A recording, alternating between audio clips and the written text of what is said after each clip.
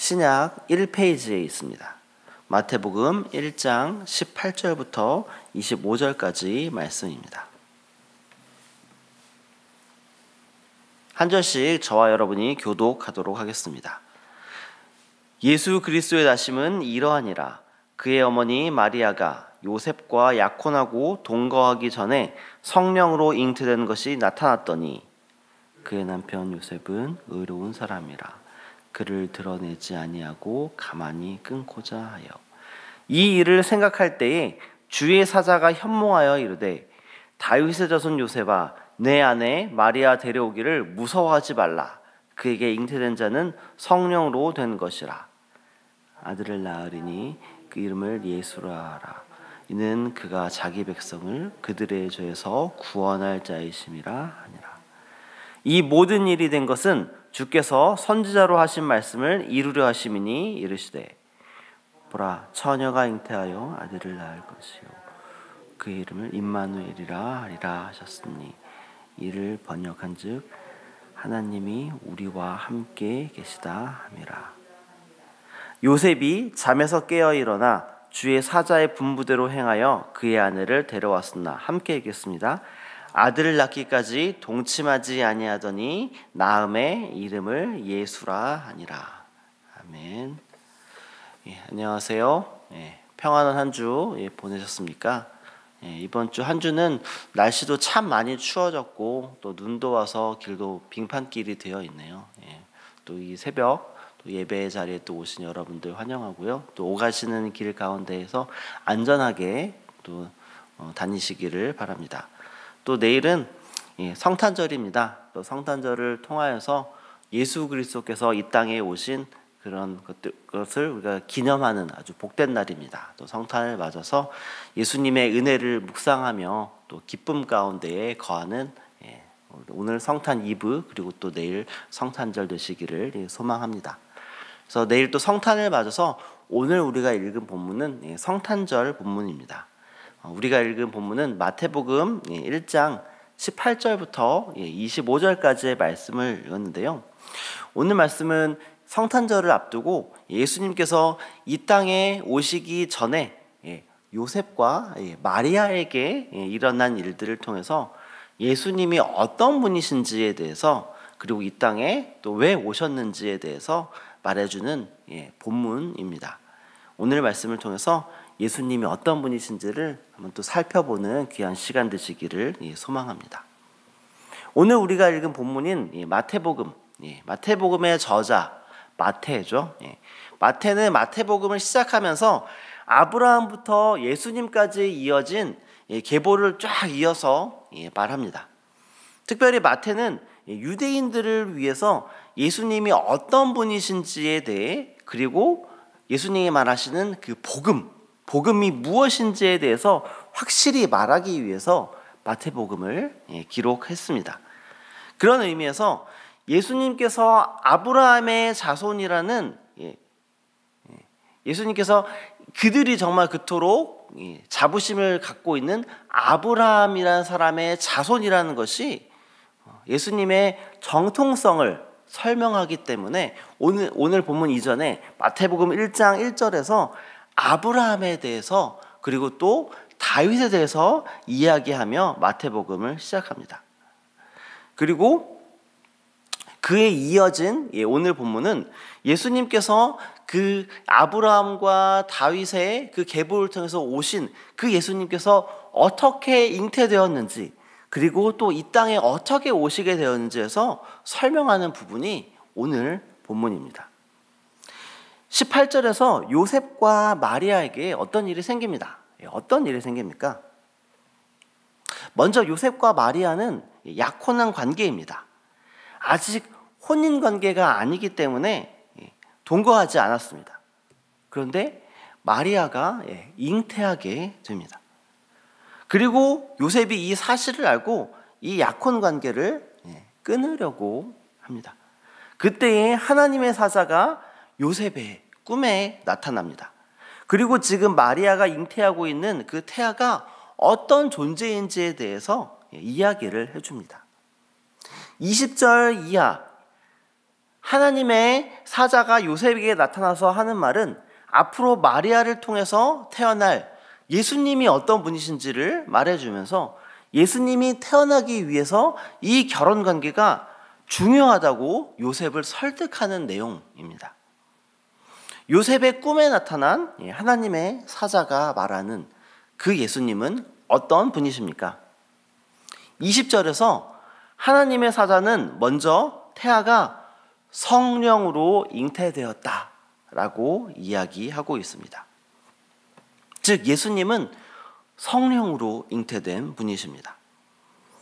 예수님은 마리아가 요셉과 약혼을 하고 동거하기 전에 성령을 통해서 잉태된 것입니다.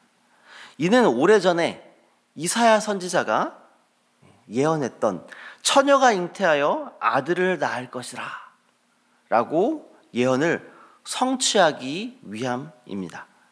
700년 전에 하셨던 하나님의 약속이 이루어지는 사건을 지금 보고 있는 것입니다. 그리고 또한 성령으로 잉태되었다라는 것은 예수님이 완전한 하나님이시며 또 완전한 인간이라는 사실을 의미합니다.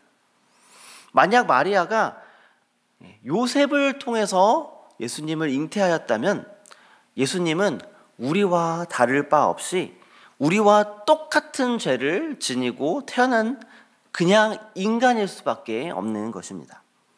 예수님 역시 죄를 지은 인간이기 때문에 하나님의 심판을 받을 수밖에 없고 당연히 우리의 죄도 대신할 수 없는 것입니다. 그러나 예수님은 마리아와 요셉을 통해서 잉태된 것이 아니라 성령으로 잉태되었기 때문에 우리와는 차원적으로 다른 것입니다. 육신을 입고 이 땅에 오신 하나님이 바로 예수님이신 것입니다. 그렇기 때문에 예수님은 죄가 없으신 분이십니다. 죄가 없으신 분이시기 때문에 우리의 죄 또한 용서하실 수 있는 분인 것입니다. 그리고 또한 예수님께서 인간의 몸을 입고 태어나셨기 때문에 예수님은 우리 인간의 우리 한 명 한 명의 연약한 모든 모습을 알고 또 그것들을 경험하신 분이십니다. 우리가 받는 고통 예수님께서 경험하셨습니다. 그렇기 때문에 우리가 이 땅을 살아가면서 겪게 되는 수많은 아픔과 고통, 슬픔 이 모든 것들도 다 아시는 것입니다. 그리고 우리의 잘못과 죄까지도 다 아시고 그것을 대신 짊어질 수 있는 것입니다. 이토록 예수님은 성령으로 잉태되었기 때문에 이 땅에 완전한 하나님이자 완전한 인간으로 오신 분인 것입니다. 그리고 또 이어서 하나님의 사자는 예수님을 다윗의 자손의 계보를 통해서 왕으로 오신 분이심을 말하고 있습니다. 하나님의 사자는 20절에서 요셉을 부를 때에 다윗의 자손이라고 부르고 있습니다. 이는 마리아가 낳게 될 예수님이 족보상 다윗의 혈통을 통해서 나올 왕으로 오신 메시아라는 것을 강조하는 것입니다. 그래서 마태복음을 시작하면서 예수님의 계보를 말할 때 유대인이 가장 흠모하고 존경하고 또 위대하게 여기는 아브라함과 다윗의 자손 예수 그리스도의 계보라 이렇게 말하는 것입니다. 그리고 이 성령으로 잉태되어 그리고 또 왕으로 오신 이 예수님은 어떤 일을 행하시는 분이라고 오늘 본문은 말하고 있습니까? 21절 말씀에 예수님은 자기 백성을 죄에서 구원하는 일을 행하시는 분이라고 이야기를 하고 있습니다. 그래서 하나님의 사자는 아기의 이름도 지을 때 자기 백성을 구원할 자 이런 뜻인 예수라고 지으라고 말하고 있는 것입니다. 예수님은 하나님의 백성들을 죄 가운데서 구원하여 궁극적으로는 죄가 없는 하나님 나라로 인도하실 분이십니다. 우리의 삶 속에서 그토록 우리를 옥죄어오는 그 죄 문제를 해결하는 것은 바로 우리의 죄 문제를 해결하여 우리를 죄로 가득한 이 세상에서 구원하여 우리를 하나님이 계신 그 천국으로 이끄는 것입니다. 이 일을 행하기 위해서 예수님께서는 임마누엘로 이 땅에 오신 것입니다. 예수님의 다른 이름인 임마누엘, 이 뜻은 하나님이 우리와 함께 계시다라는 뜻입니다. 예수님께서 이 땅에 오신 것은 하나님께서 우리와 함께 계시다라는 것을 보여주는 것입니다. 물론 하나님께서는 구약의 역사를 통해서도 계속해서 이스라엘 백성과 함께 하셨습니다. 빛과 소리로 임하셨던 그 하나님이 이제는 우리와 동일한 육체를 입고 우리의 삶 속으로 아주 깊숙이 찾아오신 것입니다. 하늘에 있는 모든 영광을 버리고 이 땅에서 십자가에 못 박혀 죽으시기 위해서 오신 것입니다. 그것은 바로 우리를 죄로부터 구원하기 위해서이고, 그것은 바로 하나님께서 우리와 항상 함께 하신다, 이것을 보여주시기 위함이었습니다. 2022년 성탄절을 맞아서 이런 예수님을 더 깊이 묵상하시는 우리 새순례 성도 여러분들 되시기를 소망합니다. 성탄절은 누구에게나 행복하고 복된 날이 되어야 합니다. 그런데 그 이유는 성탄절이 단지 선물을 주고받고 또 좋은 분위기 속에서 들뜨고 행복하다라고 말할 수 있는 그냥 단순히 그런 우리에게 기쁨을 주는 날이기 때문이 아닙니다. 바로 우리를 위해서 이 땅에 오신 예수님을 기념하는 날이기 때문에 기쁜 날인 것입니다. 예수님께서는 모든 사람에게 이 복된 소식을 주시기 위해서 이 땅에 오셨습니다. 혹 우리 주위에 이 복된 소식을 듣지 못한 사람이 있다면 그 복된 소식을 나누어주는 성탄절 되시기를 원합니다.